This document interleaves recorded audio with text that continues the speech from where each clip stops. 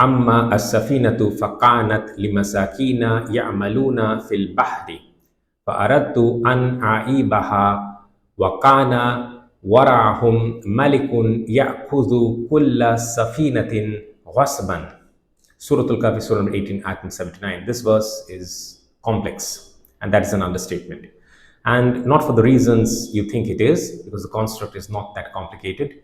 It's for some other reasons, and we will get to know as we proceed with the translation. Amma, as for a safina, to the boat, ship, but in this context the boat, and this I have explained previously. Faqanat, well, it belonged li masakina, to some poor people. Ya'maluna, who used to work, fil bahri, in the sea. As for the boat, well, it belonged to some poor people who used to work in the sea. So the context is, so it is clear now that they will have to part ways. Musa al-Islam and Joshua al-Islam, they cannot be in the company of Khizr al-Islam any longer. They'll have to part. So now Khizr al-Islam is giving them the interpretation of the events over which they were not able to, Musa al-Islam was not able to have patience over. So that's the context. So he's giving the interpretations now. فَأَرَدْتَ, so I intended, an aibaha, to make it defective. Okay, this part is a bit tricky. وَقَانَ وَرَاهُمْ مَلِكٌ يَأْخُذُ كُلَّ سَفِينَةٍ غَصْبًا. You don't translate and was behind them a king. You don't speak English like that. And neither does the construct demand it be translated like that. This sentence, the subject is actually malikun. So that part has to be preponed. That has to be at the beginning of the sentence.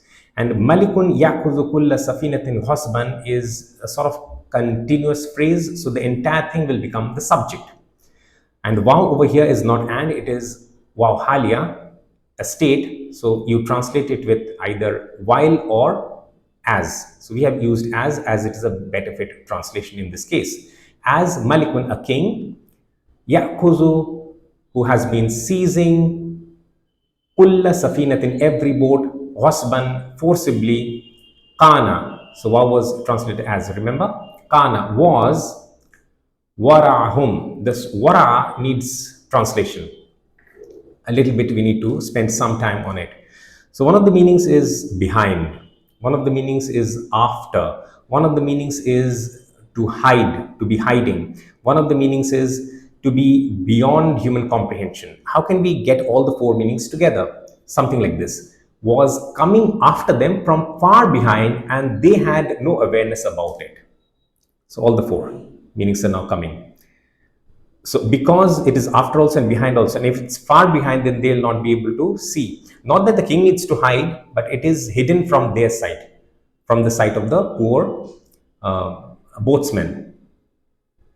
And to be unaware. So that meaning also to be beyond human comprehension.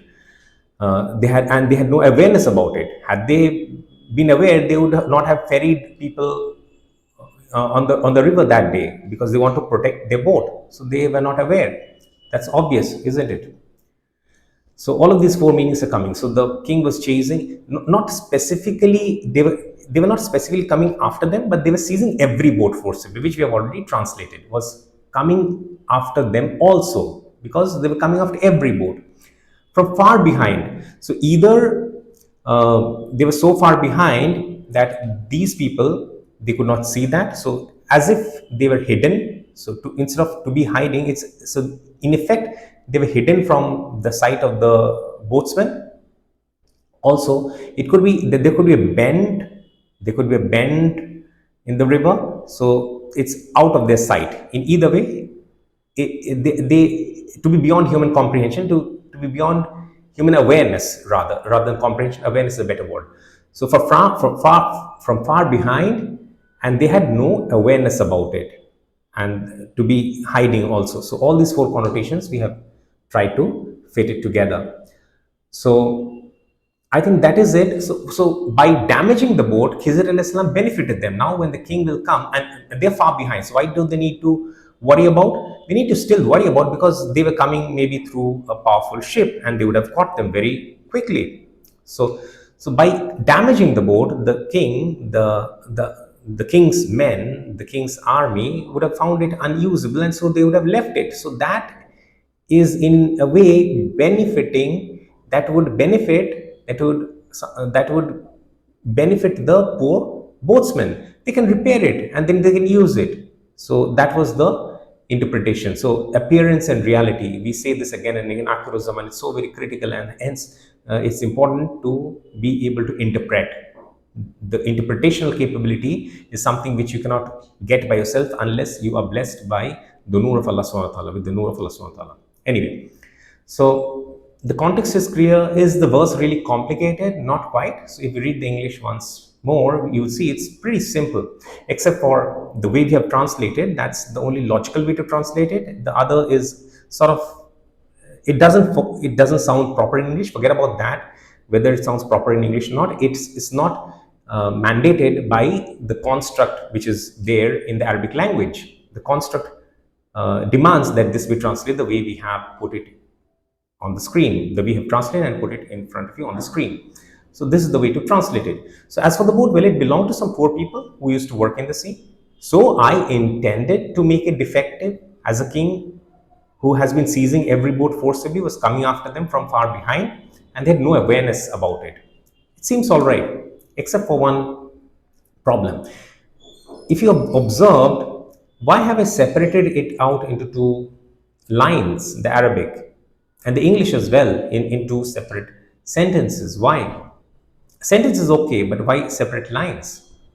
And there is a reason behind it. According to me, this is not one ayat, but it is two, what should I say,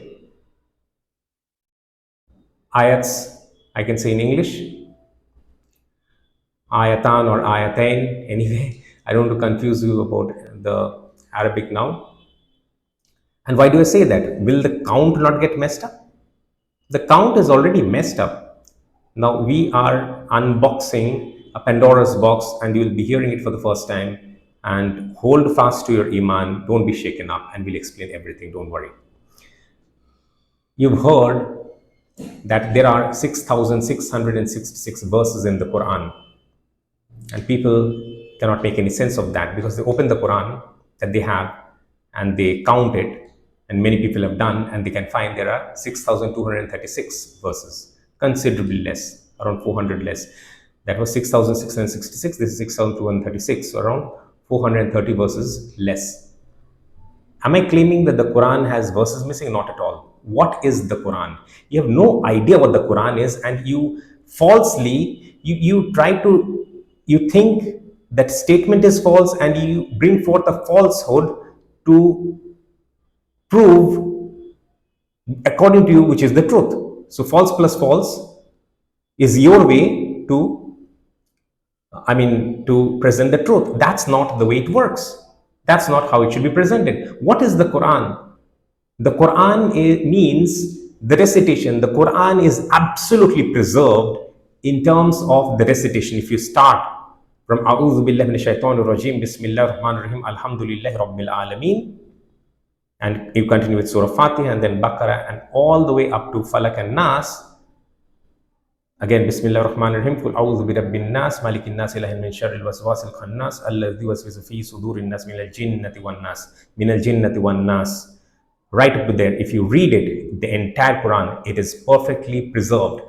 Allah subhanahu wa ta'ala has taken it upon himself to ensure that the Quran is preserved. What is the Quran? It begs the question, what is the Quran? The Quran is the recitation. The Quran means the recitation. It's not the printed form. The printed form, which is an attempt to preserve the Quran, even before the printed form or the written form, the Quran was still preserved. It was in the hearts of the Huffaz, the Hafiz of the Quran. It was preserved. But the way you represent, that has never been constant in history. The way, the places where you put the full stop, those have not been consistent throughout history. If you don't know history, shame on you. And you defend then the statement about the number of verses of the Quran, 6,666, you're shaken up When you today count 6,236 and then you say, no, that statement is wrong. We have the Quran with us. Why don't we count? We should do our own research. Nonsense. You don't understand a thing. You think that if someone claims 6,066 and then you count 6,236, 430 verses are missing. Rubbish. Not a single verse is missing. I mean, not a single part of the Quran is missing. It's continuous. It's preserved. But you need to understand what is preservation of the Quran and what is not. For example, I'll give one easy example to follow. Surah Qalam, Surah Noon, chapter 68. Do you think it's written in the same way in different Musafs? No, it is not. In the historical Musafs, you can pick up. It's the first ayat is Noon. In one Musaf style, it is mentioned as Noon with a mad. So you pronounce it as Noon. In another Musaf, it is mentioned as Noon, Vav, Noon, without any mad. And when you pronounce Noon, Vav, Noon, the pronunciation is still Noon. So anyone who claims that not a single dot has changed in the Quran from the earliest times till today, whether it is from that part of the world or this part of the world, rubbish. Did Allah tell you to claim that? Nonsense. Who told you to make such a claim which Allah has not claimed? The Quran is preserved in recitation, and recitation, it has been preserved. Whether you write Noon with a mad, it's still pronounced Noon, and whether you write Noon, Vav, Noon, it's still pronounced Noon. So the Quran is preserved because the Quran is the recitation, and the recitation has been preserved. There is no two doubts about that. There is no two doubts about that. But to claim the dot and this and that, all nonsensical claims that you make, has no basis in Islam. So the number of verses stands as 6,666. Your understanding of where an ayat starts and where an ayat ends, that may be flawed. Why? We'll back it up with evidence. The Makki, the Madani, the Kufi, the Basri, the Sham, and the other places, the number of verses, the count of the verses differed. They differed. We have the Musafs with us. The present day Quran is what the Saudis have printed en masse and distributed. That count you have 6,236. So according to me, these two, what you can see as in the present day Musaf, which is the most widely distributed and reprinted as one verse, verse number 79, is according to me 2 verses. So likewise, there are other places where one verse is probably split into multiple verses, so the count eventually becomes 6,660. Do I know everything about all these verses? No. But sometimes it is so obvious, and I'll explain this when we move ahead with the verses to follow. Some of it is so obvious, some of it may not be. We don't argue. We know the Quran is preserved. From the first verse to the last verse, it is preserved. There's no denying that. No one is shaking up my iman. I've already reached the level of Ihsan in terms of understanding, at least, even if it's not in terms of whatever. Allah has blessed me with His Noor, and when Allah blesses you with His Noor, you can penetrate the reality of everything. Make an effort to understand the way it should be understood. Don't try to become popular and famous and rich. Try to be a student of the Quran. Try to be a student of Islam. That is it. Your iman may be shaken up, not mine. Because we know that the Quran is preserved. But the full stop and the comma, it has been messed up badly. I'll give you more examples. But this is not the topic for today's talk. Today's session, we'll deal with it separately. If you have questions, do ask those questions. We will answer all of those questions. We're not running away from you. So that's it then. We stand by our statements. Not a single verse is lost. If you think that is, if you don't understand English, don't convey this and falsely pass it on, claiming false things. This is being recorded, so your lies will be exposed badly, not mine. I am fixed on my claim. The Quran is preserved. The recitation is preserved. And to claim the other things which Allah did not mandate you to claim, you are going against Allah. The Quran is the recitation is absolutely preserved. And the present day full stop and all of the punctuation marks, it has not been preserved. There are countless examples. This is just one example. This will not even convince you at this point of time. So we'll bring in those references. You've made a mockery of the Quran by substituting some of those comma and full stop. And other places, we'll back it up with evidences, not just claims, evidences from the old manuscripts. You understand what a manuscript is? What a mushaf is? What has been historically preserved? It is present much before this Saudis published and en masse printed and reprinted this text. It was already preserved, primarily in the hearts of the Huffaz and secondarily in the old manuscripts. Do you have any understanding of what you claim and what you say and what nonsense you claim and spread? Enough is enough. We'll just read it one more time.